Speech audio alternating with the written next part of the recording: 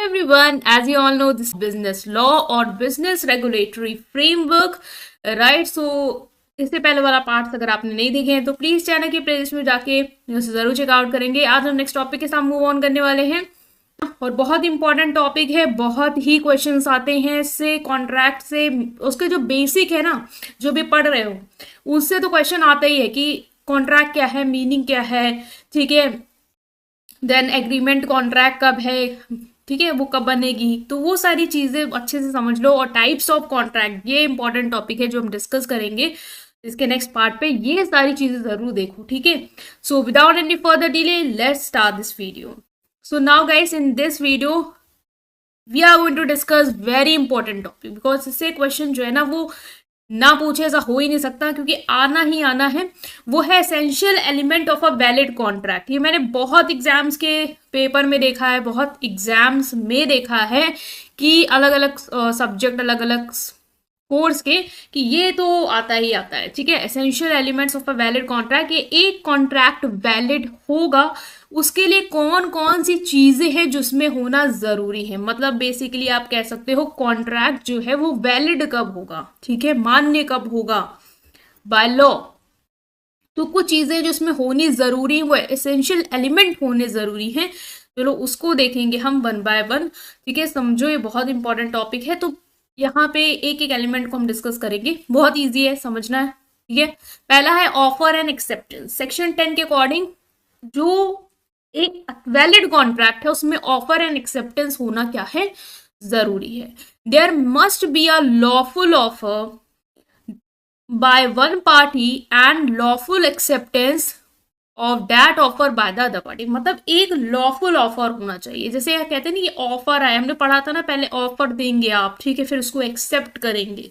तो ऑफर कैसा होना चाहिए, ऑफर लॉफुल होना चाहिए, मतलब कि लॉ के रिगार्डिंग होना चाहिए, लॉ के अगेंस्ट नहीं होना चाहिए। जैसे कि बहुत सारे लोग ऑफर देते हैं कि हम तुम्हें ऑफर देते हैं कि तुम फलाने को गोली मार दो, ठीक है, हम तुम्हें ऑफर देते हैं तुम ये जो हम ड्रग्स दे रहे हैं वो बेच दो, ठीक है, तुमको हम पैसे देंगे। तो भाई क्या आपको लगता है ये लॉफुल ऑफर है?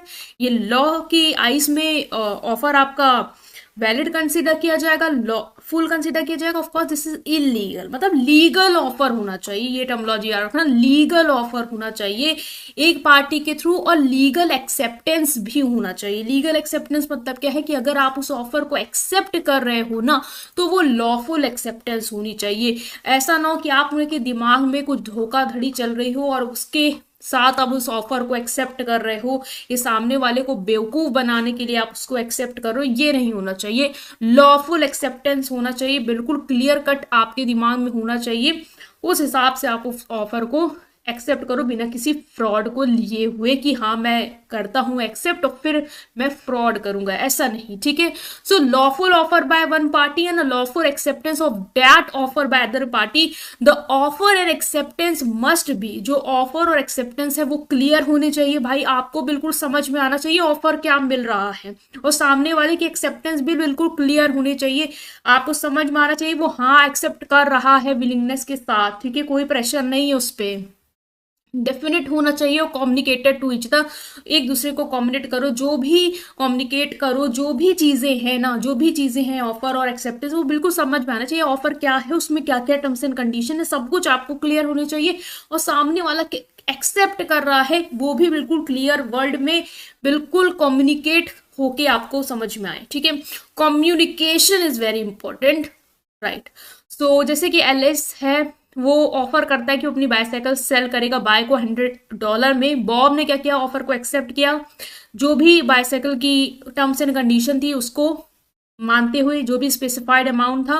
तो यहाँ पे बॉब और एलिस ने क्या किया, अपने कम्युनिकेट किया है पूरे इंटेंशन को। तो इससे इनका कॉन्ट्रैक्ट जो भी बनेगा वो सिंपल और वैलिड होगा। भाई जो भी चीजें आपने बता दी कि मैं इतने का ही बेचूंगा, ठीक है, और आपने वो सब समझ के ही आपने उसको एक्सेप्ट किया है, तो मतलब कि लॉफुल होना चाहिए, ये आपको कंफर्म होना चाहिए कि क्लियर हो, बिल्कुल सब सटीक हो, सब कुछ पता हो एक दूसरे को, उसके बाद ही हम क्या कर रहे हैं, उसको एक्सेप्ट कर रहे हैं। ठीक है, तो पहला था ये एलिमेंट होना जरूरी है। दूसरा है लॉफुल कंसिडरेशन का, हमने कंसिडरेशन का मतलब समझा था, मतलब कि जो भी आपने कॉन्ट्रैक्ट किया उसमें कंसिडरेशन होना चाहिए। Legal consideration in the sense कि कंसिडरेशन मतलब कि कोई एक म्यूचुअल एक्सचेंज होना चाहिए, मतलब आपका भी फायदा है, मेरा भी फायदा है, हम दोनों लोग एक सौदा कर रहे हैं एक दूसरे से, इसलिए हम कॉन्ट्रैक्ट या एग्रीमेंट कर रहे हैं। ठीक है, तो there must be something of value exchange between the parties, मतलब आपका भी कोई उसमें इंटरेस्ट है, तभी आप मेरे साथ एग्रीमेंट कर रहे हो, तभी हम लोग कॉन्ट्रैक्ट बना रहे हैं उसको, एग्रीमेंट को इन्फोर्स करके। ठीक है, तो जो भी चीजें हैं आपस में एक दूसरे का एक्सचेंज है वो म्यूचुअल होना चाहिए, दोनों का फायदा।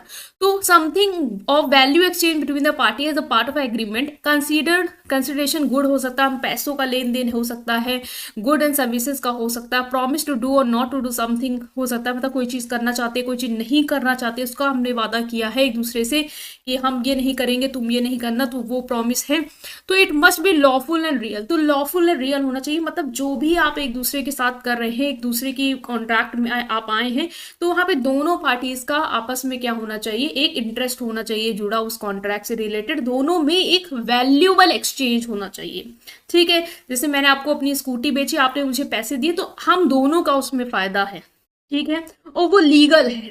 ठीक है, वो कोई ऐसा नहीं है कि मैंने आपको ड्रग्स बेचे, आपने मुझे पैसे दिए, तो वो तो इलीगल हो गया फिर ना। तो वैल्यू एक्सचेंज होना चाहिए, लीगल होना चाहिए वो भी, इवन कि कंसिडरेशन ऐसा नहीं है कि आप इलीगल चीजें कर रहे हो, इलीगल चीजें लेन देन कर रहे हो, वो भी नहीं होना चाहिए। ठीक है, Alice offer to sell a bicycle to a Bob, dollar, इतने डॉलर में एलिस जो है वो बाइसाइकिल बेचना चाहते हैं, और सिनेरियो यही है कि यहाँ पे कंसिडरेशन है, बाई कंसिडरेशन क्या है, अब वो साइकिल दे रहा है, वो उसको पैसे दे रहा है।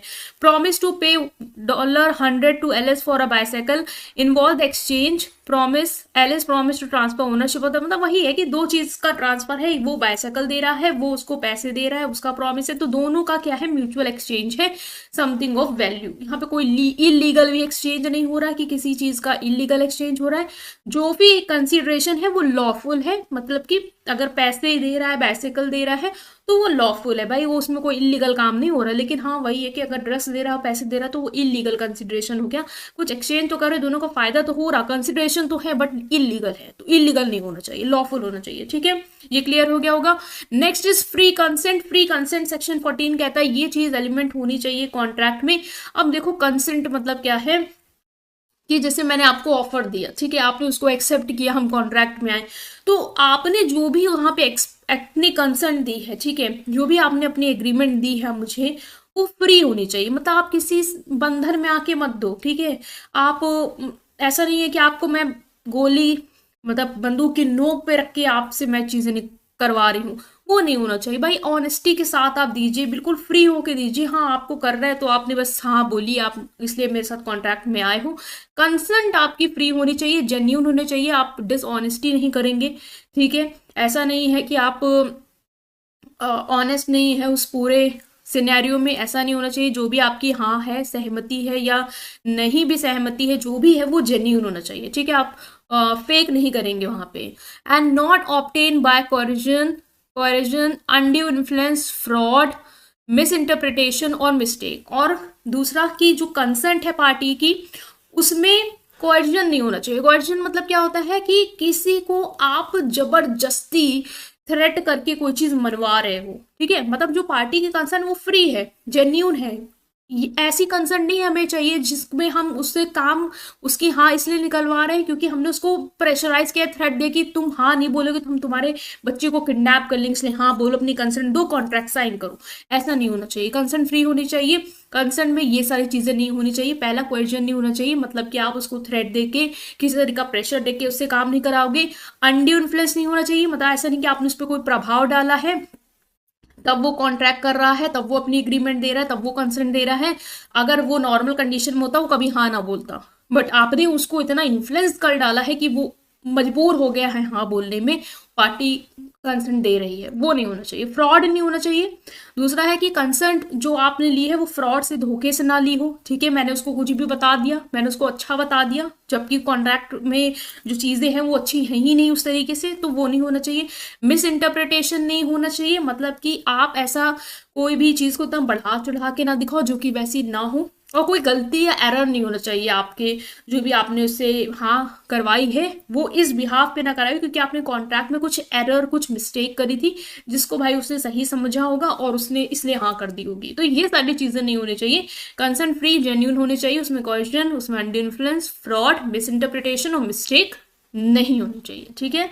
If there is any vitiation of the consent the contract में बी वॉइडेबल, और अगर ऐसा कुछ भी है जैसे कि कंसेंट में ये सारी चीजें अगर हैं तो कॉन्ट्रैक्ट क्या हो जाएगा, वॉइडेबल हो जाएगा, ठीक है।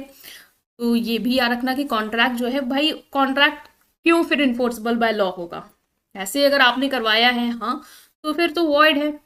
Next is lawful object. Lawful object मतलब कि जो पर्पस है कॉन्ट्रैक्ट का वो लॉफुल होना चाहिए, मतलब जिस पर्पस से आप कॉन्ट्रैक्ट कर रहे हैं वो लीगल होना चाहिए।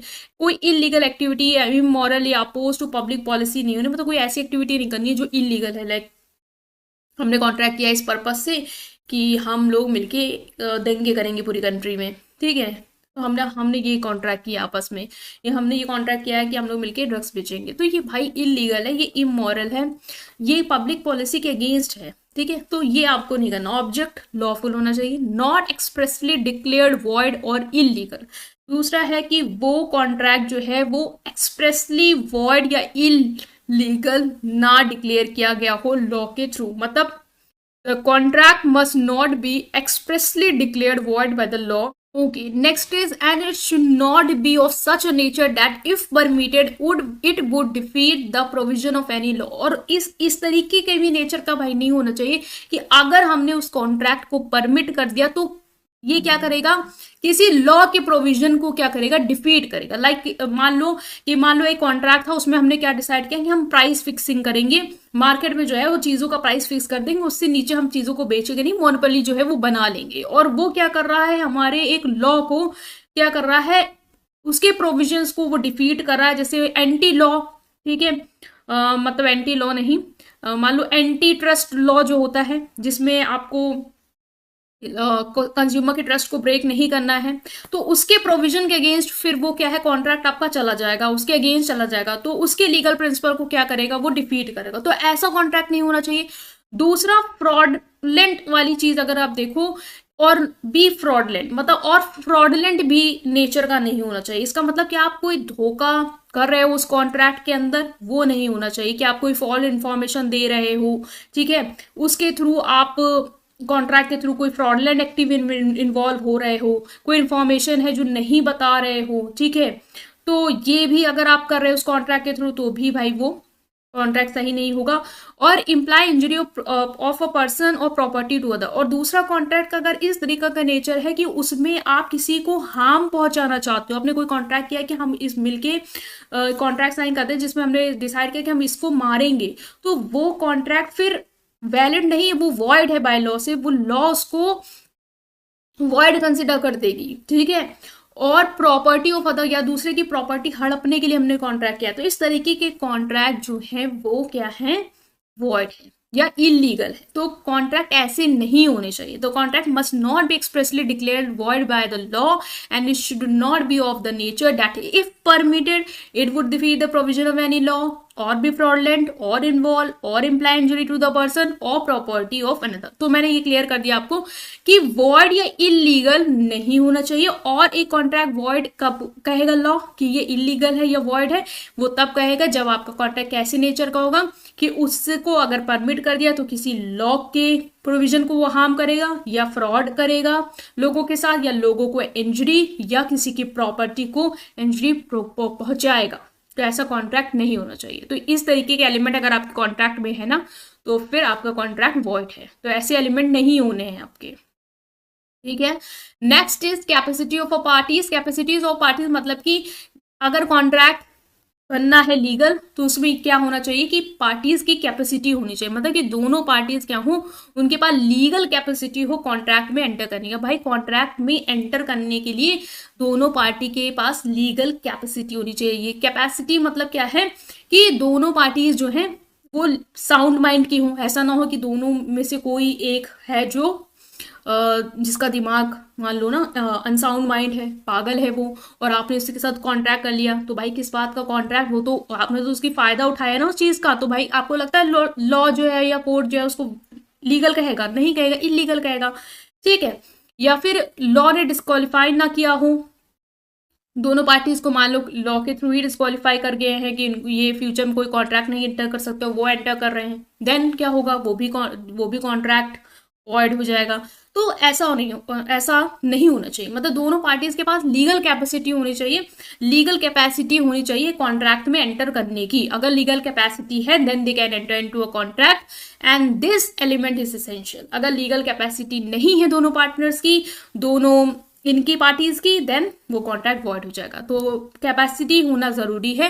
Next is certainty and possibility of a performance. The terms of the contract must be clear and certain and it should be possible to perform them. मतलब जो टर्म्स एंड कंडीशन है contract की वो बिल्कुल clear होनी चाहिए। ये भी एलिमेंट होना चाहिए कॉन्ट्रैक्ट में कि भाई जो आपको कॉन्ट्रैक्ट में करना है, जिसके लिए आपने साइन किया है, जो भी आपको पर्पस है उस चीज का, वो सामने वाले को बिल्कुल क्लियर हो कि हाँ ये करना है।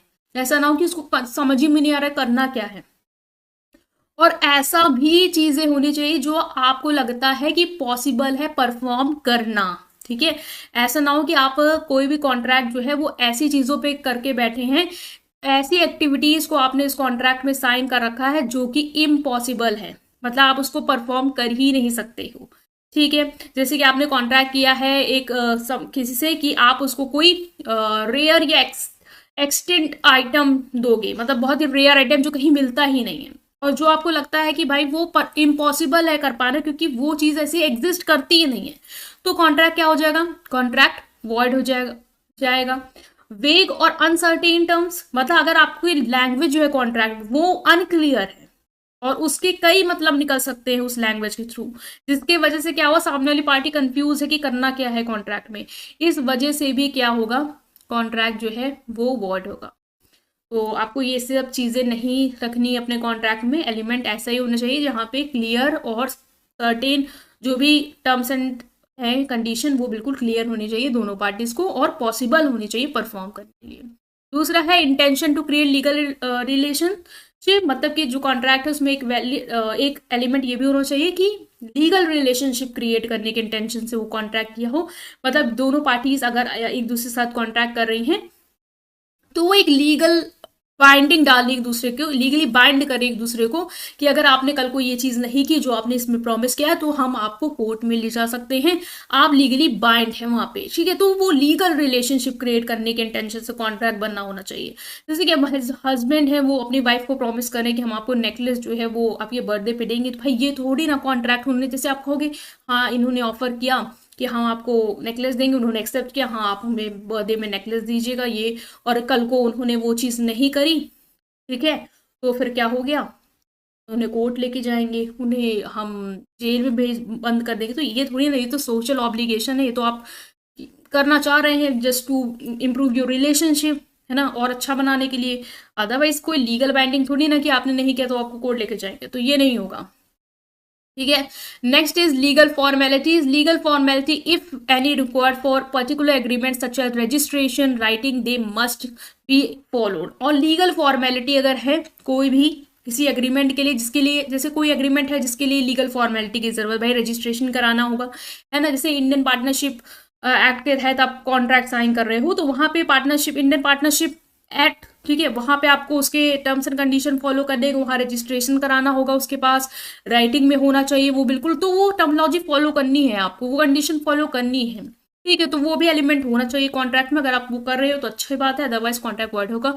टू पार्टीज होनी चाहिए, मतलब कि एटलीस्ट दो पार्टीज जो है वो कॉन्ट्रैक्ट में होनी चाहिए। भाई दो पार्टीज होंगी तभी तो लीगल कंसिडरेशन म्यूचुअल एक्सचेंज होगा गुड्स एंड सर्विसेज का। तो दो पार्टीज तो एटलीस्ट होनी ही चाहिए, आप आपस में खुद ही में तो कॉन्ट्रैक्ट नहीं कर लेंगे ना। तो ये चीजें हैं कि ये सब एलिमेंट्स हैं जो आपके कॉन्ट्रैक्ट में होने चाहिए। अगर ये सारी चीजें आपके कॉन्ट्रैक्ट में है, लाइक ऑफर एंड एक्सेप्टेंस है, वो भी कैसा offer, legal offer, legal acceptance, ठीक है।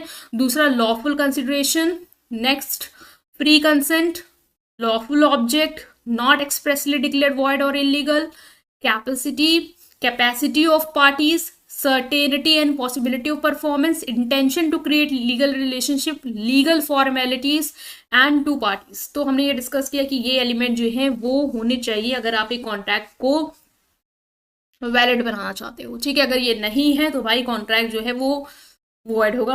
अभी हम पढ़ेंगे इसके आगे टाइप्स ऑफ कॉन्ट्रैक्ट को, तो वहां पे आप इजीली और अच्छे से समझ पाओगे। बाकी